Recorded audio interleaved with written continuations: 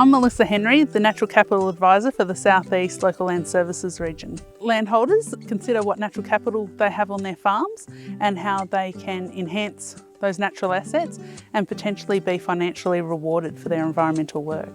We're working with landholders in understanding what their on-farm emissions are and their market access opportunities, but also exploring the environmental market opportunities and risks that they have, particularly when considering soil carbon and tree carbon sequestration. Hi, I'm Judy Carmody. I'm from the Rural Adversity Mental Health Program and I'm based in Yass. But no one would come if it was just me presenting about mental health. So the beauty of what we do in collaboration at these kind of events is that we can come together and have that space to talk about mental health. Just teaching people to be aware of signs and symptoms of their own health or those of their families.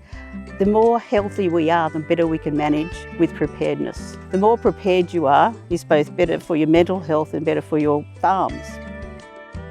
My name's Jacob. I'm an operational officer for the Rural Fire Service, Southern Tablelands Zone. So there's a few things that we can do to support landowners. The main one is obviously fire preparedness. Landowners can approach us and ask us to help them with hazard reductions. So say they have a block of land that they're a bit concerned about, maybe a bit of a fire hazard for them, we can assist them by either removing or reducing the hazard for them. We can also just assist them with stuff like pile burning. If they do want to do like a stubble burn or something, we can assist them. Other thing is just community engagement as well, running our key messages, live bushfire ready.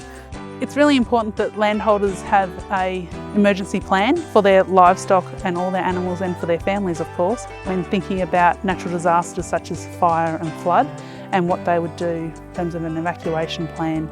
The key thing is having a bushfire survival plan. It takes about 10 to 15 minutes to prepare, but it will give you a great guide as to what you need to do before the fire season even starts. Planning to make a plan is not a plan. We do see fires outside of the bushfire danger period as well, so don't be complacent. Just because the season's done doesn't mean that fires will just stop.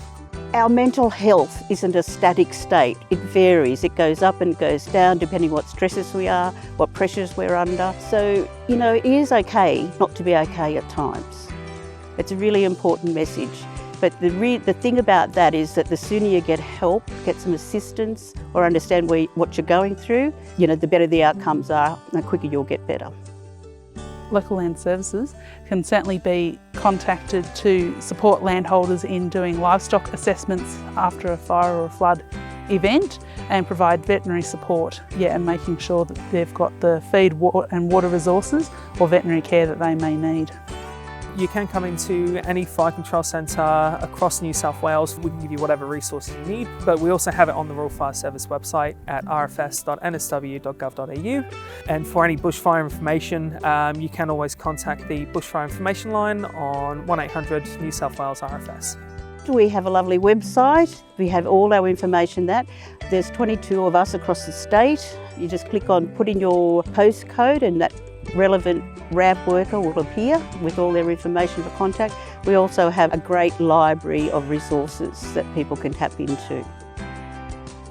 So the key takeaway from today is that Local Land Services is there to support landholders by providing advice, no matter where you are in your farm business planning journey, and helping to create a resilient landscape and farming enterprise. On the Local Land Services website, there's a whole lot of resources about natural capital and how to increase your natural capital and resilience on farm. And we'll also be rolling out a number of workshops right across the region. From a fire perspective, you make contacts, you share ideas. So you may find that a few of the landowners speak to each other and find new ways to potentially reduce their fuel loadings. And also, you just build a community of people who, they may be your neighbour that you didn't know. So when the bushfires do come, you can talk to each other and just, even at a minimum, make sure they're okay. Yeah, it's really powerful when a group of landholders get together like they have done today. Just thinking about how they can prepare themselves and have those plans in place. It's really positive to be able to be in a position to plan for that and how to make your business and your property as resilient as it can in the face of changing climate and natural disasters.